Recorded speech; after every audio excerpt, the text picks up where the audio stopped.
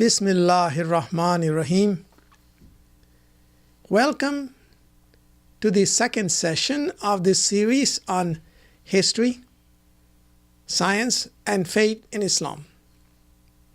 In the last session, we covered the death of Prophet Muhammad sallallahu alaihi wasallam and how the Sahaba embarked on a historical process that was God-centered, not man-centered. The process was parliamentarian, through consultation and ijma. But there was no consensus. Dissident voices remained about the process as well as the choice. Today, our focus is on the Caliphate of Abu Bakr Siddique radiallahu anhu. Summarily, Abu Bakr Siddique radiallahu anhu provided the bridge between the Prophet ﷺ and historical Islam. He waged an unceasing struggle to preserve the institution of Zakat and to silence the false prophets who sprang up all over Arabia. He continued the defensive measures taken by the Prophet ﷺ to guard the Muslim homeland against the external threats from the Persian and the Eastern Roman empires. The Quran, as it was revealed to the Prophet ﷺ, had been committed to the memory of the Hufaz. After the Battle of Yamama, when a large number of Hufaz perished, Abu Bakr radiallahu anhu ordered the Quran to be committed to paper. This first writing is known as Mashaf Siddiqi. We must emphasize here that Mashaf Siddiqi was a documentation, not a compilation. The compilation and arrangement was done by the Prophet ﷺ himself as it was revealed to him. Every word in the Quran is as it was revealed to the Prophet ﷺ. Mashaf Siddiqi had no vowels. And we shall see in later sessions the challenges it presented in recitation as people with different accents entered the world of Islam from different parts of the world. Among the spiritual circles, Abu Bakr radiallahu anhu is known for the ma'arifah, or the inner knowledge he received from the Prophet ﷺ during the hijrah as they sought refuge together in Ghar Thawr, which is a cave in Mount Thawr near Makkah Mu'azzama, an event that is celebrated in the Quran in the ayah La tahzan inna Allaha ma'ana. Do not grieve, indeed Allah is with you. The Prophet said, what I received, I poured into the heart of Abu Bakr. Abu Bakr radiallahu anhu is a towering figure in Islamic history. While Khadija radiallahu anha was the first lady to accept Islam, and Ali radiallahu anhu was the first youth to accept Islam, Abu Bakr radiallahu anhu was the first adult to accept Islam. His trust in the Prophet was unflinching. When the Prophet called him to Islam, Abu Bakr accepted immediately and unhesitatingly. When the Prophet revealed his ascension during Mi'raj, and so many people doubted the narrative, Abu Bakr radiallahu anhu did not flinch. His dedication to the Master was total. When the Prophet called for donations for a campaign, and Abu Bakr radiallahu anhu gave all he had. When the Prophet asked what he had left for his own family, Abu Bakr replied, Allah and his messenger. How beautiful. When he fell terminally ill, the Prophet ﷺ honored Abu Bakr radiallahu anhu by appointing him as the Imam to lead the prayers. In his first address as the Khalifa, Abu Bakr radiallahu anhu said to the believers, I have been given the authority over you, and I'm not the best of you. If I do well, help me. And if I do wrong, set me right. Obey me as long as I obey Allah and His Messenger. But if I disobey Allah and His Messenger, you owe me no obedience. Abu Bakr understood that leadership was a trust from God and His Messenger, and was entrusted to him by ijma, or the collective will of the community. Upon accession to the Caliphate, Abu Bakr radiallahu anhu was faced with several crises. The immediate issue was the dispatch of defensive forces to the north to contain the Roman armies. The Muslims had faced a stalemate with the Byzantines at the Battle of Tabuk and had lost their leader Zaid bin Haris. A follow-up defensive expedition had been initiated by the Prophet ﷺ to safeguard the northern approaches to Madina.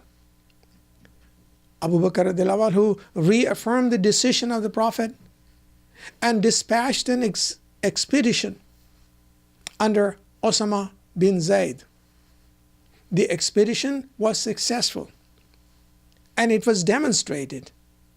It showed the strength and cohesiveness of the Muslims, even in the absence of the Prophet. The second challenge was the refusal of certain Arab tribes to pay the Zakat. Pre-Islamic Arabia was tribal. Many of these tribes had reluctantly accepted Islam towards the last days of the Prophet ﷺ. When he passed away, these tribes saw an opportunity to stop paying the mandatory zakat, which they misunderstood as another form of taxation. Zakat is not only a moral obligation in Islam, it is also a legal obligation. It is an act of purity. It is regarded as one of the 5 pillars of Islam and is an article of faith. In Islam, the economic well-being of humankind is as important as that of the individual. No man's belief is complete until he wishes for his brother what he wishes for himself. The Quran discourages hoarding, forbids riba, and encourages sharing, investment, and trade. Zakat works to circulate money and operates against hoarding. Wherever the Quran emphasizes the establishment of prayer, it also emphasizes charity and zakat. Foregoing zakat would have destroyed the moral foundation of the nascent Islamic State and would have reduced Islam to a litany of personal beliefs and observances.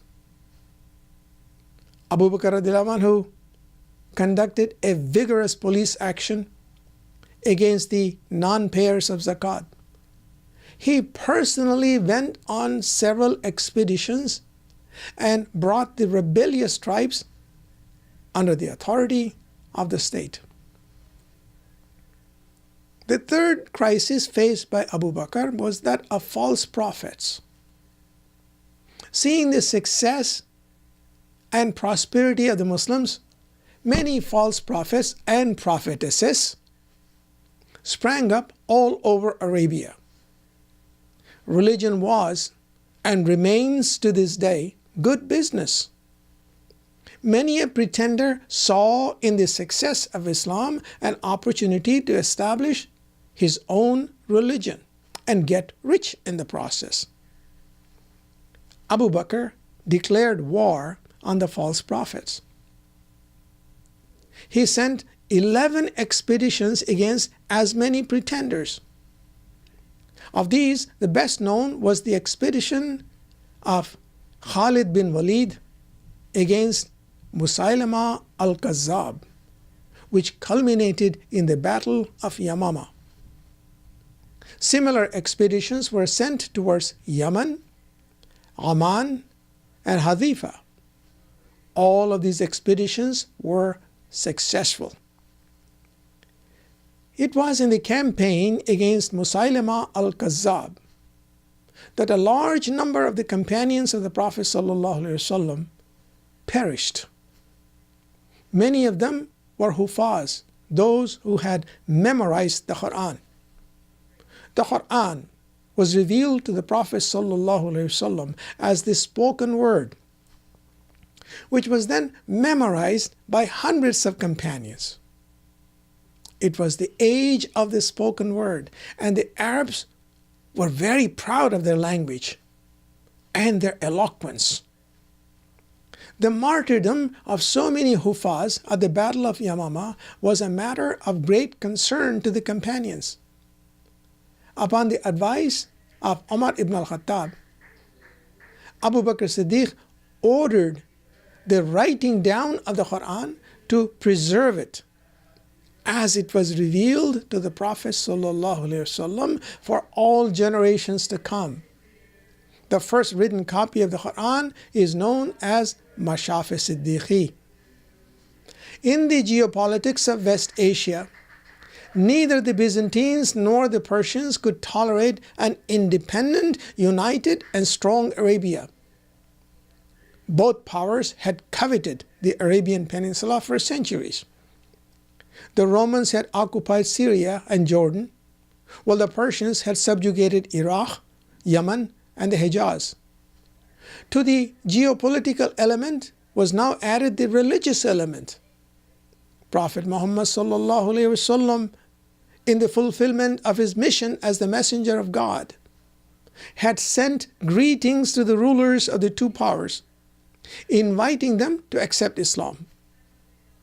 Heraclius, the Byzantine governor, had sent a polite reply, but had ordered his troops into action on the northern borders of Arabia. Khusro, the Persian emperor, had torn up the Prophet's letter and had ordered his forces in Yemen to march on Madina and arrest the Prophet. It was to forestall the ambitions of the Byzantines and the Persians that the Prophet ﷺ had initiated defensive actions to the north and the east. There were defensive actions. The campaigns undertaken by Abu Bakr Siddique against the Byzantines and the Persians were thus a continuation of those that had been initiated by the Prophet ﷺ himself. Political developments in West Asia soon worked in favor of the emerging Islamic State. There was murder and mayhem in the Persian court. The weakness of Persia created military opportunities for its neighbors. Heraclius, the new Byzantine emperor, waged a series of campaigns and won back some of the territories his predecessor had lost to the Persians. The explosive growth of the Islamic State since the Hijrah brought its borders to the river Euphrates, which marked the southwestern boundary of the Persian Empire. The Arab tribes near the Persian border were restive. They had for a long period enjoyed an autonomous status under the protection of the Persian court. But Khusro, the Persian monarch, had revoked that autonomy and had turned the area into imperial colonies. Resentment had built up over increased taxation Some of these tribes had accepted Islam during the time of the Prophet ﷺ, during the time of the Prophet ﷺ, but had become apostates when he had passed away. Abu Bakr radiallahu anhu was aware of these developments. So when Al-Muthanna ibn Haritha, chief of the Banu Shayban clan in eastern Arabia, approached him with a proposal to rally the Arab tribes against Persia, the Khalifa agreed. Meanwhile, Khalid bin Walid had completed his operations against the Arabs who had refused to pay the Zakat. Abu Bakr radiallahu anhu ordered him to join up with Al-Muthanna. The two together captured Kuwait, Basra, as well as the provinces of Al-Hira and Al-Anbar, and stabilized the Persian front at the Euphrates River, that is in modern Iraq. The emergence of a unified Arab state under Islam was no more acceptable to the Byzantines than it was to the Persians.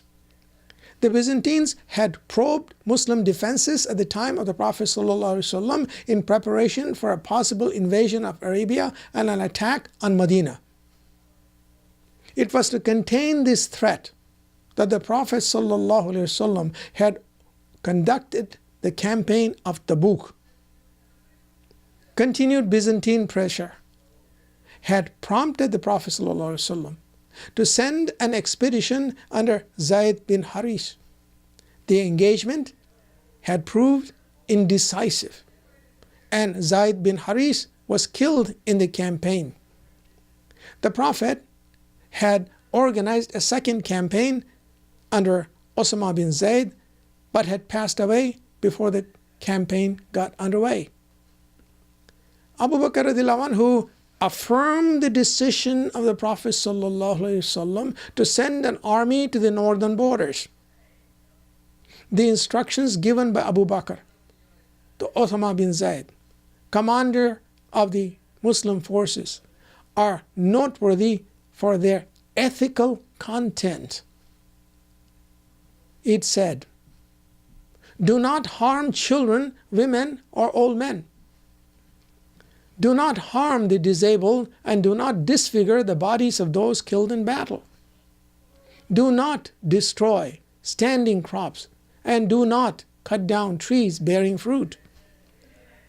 Do not be dishonest and misappropriate war booty. Do not kill animals except as is necessary for food." These injunctions have served for kings and soldiers alike as a canonical basis for a Muslim code of ethics during the last 1,400 years. How sad it is that these ethical injunctions are so often forgotten in modern warfare. The campaigns under Usama bin Zaid were also inconclusive. The threat of an invasion from the north grew each day as the Byzantines made preparations for war. Abu Bakr radiallahu anhu decided to preempt the enemy and ordered an invasion of Syria. The main Byzantine forces under Theodorus, brother of the Byzantine governor Heraclius, blocked the advance of the Muslim armies in the narrow gorge between Mount Hermon and Mount Hauran. The initial skirmishes were in favor of the Muslims. However, Heraclius was not willing to concede the strategic provinces of Syria so easily.